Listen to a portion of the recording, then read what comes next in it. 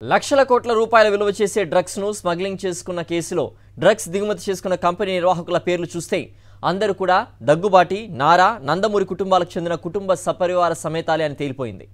ఈ ఫ్యామిలీ ప్యాకేజీలో ఎవరి పాత్ర ఏంటి, ఎవరి కుట్ర ఎంత, ఎవరి వాటాకి ఎంత వస్తుంది అన్నవి మాత్రం సిబిఐ దర్యాప్తు పూర్తయితే గానీ తెలియదు.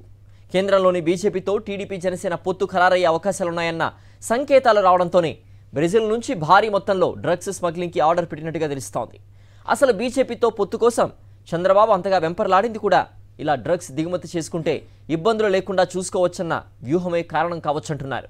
విశాఖ పోర్టుకు డ్రగ్స్ వచ్చాయి. భారీ డ్రగ్స్ కంటైనర్ ను పట్టుకున్నారు. ఆ వెంటనే టీడీపీలోని కీలక కుటుంబాల గుండెల్లో భారీ షిప్పులు పరిగెత్తాయి. కొంపలంటుకున్నాయని అర్థమైంది. ఎన్నికల వేళ అడ్డంగా దొరికిపోయామని చంద్రబాబు, పవన్ కళ్యాణ్, దగ్గుబాటి పురంధేశ్వరిలకు అర్థమైపోయింది. ఏం చెయ్యాలో పాలుపోలేదు. సిబిఐ తమ వాళ్ల పేర్లు బయట పెట్టడానికి ముందే మనమే ప్రభుత్వంపై బురద జల్లేస్తే పోలా అనుకున్నారు చంద్రబాబు. అంతే, ఓ ట్వీట్ చేసి పారేశారు. దాన్ని లోకేష్ కంటిన్యూ చేశారు. మనం ఖాళీగా ఉంటే ప్యాకేజీ రాదని పవన్ కళ్యాణ్ కూడా రంగంలోకి దిగిపోయి డ్రగ్స్ ను అరికట్టాలని తడుముకోకుండా డైలాగ్ వేశారు.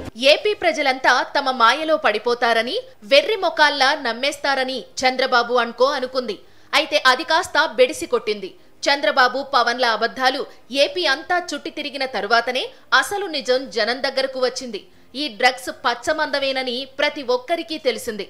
చంద్రబాబు నాయుడి వదిన, ఏపీ బీజేపీ అధ్యక్షురాలు దగ్గుబాటి పురంధేశ్వరి బంధువర్గమంతా డ్రగ్స్ డీలర్షిప్ తీసుకున్నారా అన్నంతగా డ్రగ్స్ దిగుమతి చేసుకున్న కంపెనీలు, వాటి బ్రాంచీల నిర్వాహకులంతా పురంధేశ్వరి ఆత్మ బంధువులే ఉన్నారని లోకానికి తెలిసిపోయింది. టీడీపీ నేతలు, పచ్చ మీడియాలు కలిపి డ్రగ్స్ వ్యవహారాన్ని ప్రభుత్వానికి అంటగట్టేందుకు ప్రయత్నించారు. ఏపీ పోలీసులపైన అడ్డగోలు ఆరోపణలు చేశారు. కాకపోతే ఏపీ పోలీసులు ఎలక్షన్ కమిషన్ నియంత్రణలో పనిచేస్తున్నారని, డ్రగ్స్ కేసును కేంద్రం పరిధిలోని సిబిఐ దర్యాప్తు చేస్తోందని పచ్చమంద పిచ్చగా మర్చిపోయింది.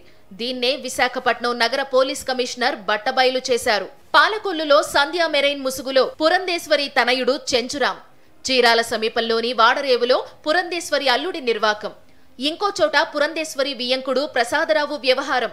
విశాఖలో డ్రగ్స్ ఆర్డర్ పెట్టిన సంధ్యా ఆక్వా ఎక్స్పోర్ట్స్ ప్రైవేట్ లిమిటెడ్ అధిపతులు కూనం కోటయ్య చౌదరి, వీరభద్ర చౌదరి. ప్రకాశం జిల్లాలో టీడీపీ ఎమ్మెల్యే దామచర్ల జనార్దన్ తమ్ముడు దామచర్ల సత్య. విశాఖలో సంధ్యా ఆక్వా కంపెనీకి టీడీపీ ఎంపీ అభ్యర్థి నందమూరి బాలయ్య రెండో అల్లుడు నారా లోకేష్ తోడల్లుడు భరత్ సహకారం. కూనం కోటయ్య చౌదరికి టీడీపీ మాజీ మంత్రి ఆలపాటి రాజేంద్ర ప్రసాద్, టీడీపీ మాజీ ఎంపీ రాయపాటి సాంబశివరావు తమ్ముడి సోదరుడు జీవన్, నరసరావుపేట టీడీపీ ఎంపీ అభ్యర్థి లావు కృష్ణదేవరాయలతోనూ సన్నిహిత సంబంధాలు, వ్యాపార లావాదేవీలు, సహాయ సహకారాలు అందించుకోవడాలు ఉన్నాయి.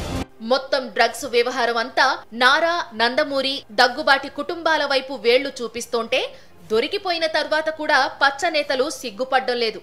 పైపెచ్చు తమ నేరాన్ని పాలకపక్షంపైకి నెట్టేద్దామని చూస్తున్నారు. ఇది మరింత దారుణమంటున్నారు ఏపీ మహిళా కమిషన్ మాజీ చైర్పర్సన్ వాసిరెడ్డి పద్మ. విశాఖ డ్రగ్స్ కేసులో కీలక పాత్రధారి కూనం వీరభద్ర చౌదరితో మాజీ మంత్రి ఆలపాటి రాజాకు ఉన్న ఆర్థిక సంబంధాలు చర్చనీయాంశంగా మారాయి. ఆలపాటి రుణాలకు కూనం సెక్యూరిటీ ఇవ్వడంతో పాటు ఎన్ఆర్ఐ అకాడమీతో భాగం పంపిణీ చేసుకోవడం వంటి వ్యవహారాలు చోటు చేసుకున్నాయి. 2015 అక్టోబర్ 31న ఆలపాటి రాజేంద్ర ప్రసాద్ గుంటూరు అరండల్పేట విజయ బ్యాంక్ బ్రాంచ్లో 2 కోట్లు రుణం తీసుకున్నారు. అదే ఏడాది డిసెంబర్ 9న మరో 12 కోట్లు అదే బ్యాంకు నుంచి రుణాన్ని పొందారు. దీనికి ఆలపాటి రాజా భార్య ఆలపాటి మాధవితో పాటు కూనం వీరభద్రరావు ఎన్ఆర్ఐ అకాడమీ ఆస్తులను తనఖా పెట్టారు. 2021లో కూనం వీరభద్రరావుకు ఎన్ఆర్ఐ అకాడమీకి సంబంధించి పార్టిషన్ దస్తావేజు కూడా నమోదైనట్లు తెలుస్తోంది. కూనం వీరభద్రరావు తమ ఆస్తులను తనఖా పెట్టి 2017లో బ్యాంక్ ఆఫ్ బరోడాలో ఆలపాటి రాజేంద్ర ప్రసాద్ కు రుణాన్ని ఇప్పించారు. ఇదే దస్తావేజును 2021లో రద్దు చేసుకున్నారు. దీంతో పాటు మరికొన్ని ఆర్థిక లావాదేవీలు కూడా వీరిద్దరి మధ్య జరిగినట్లు తెలుస్తోంది. మొత్తం అందరినీ ఒకచోట చేరిస్తే అంతా పసుపుమయమే. పైగా అందరూ ఆత్మబంధువులే. వీరంతా విదేశాల్లో జల్సా చేస్తూ సన్నిహితంగా, సంతోషంగా ఉన్న ఫోటోలు ఇప్పుడు సోషల్ మీడియాలో వైరల్ అవుతున్నాయి. ఎటూ తప్పించుకోలేని విధంగా వారు దొరికిపోయారు.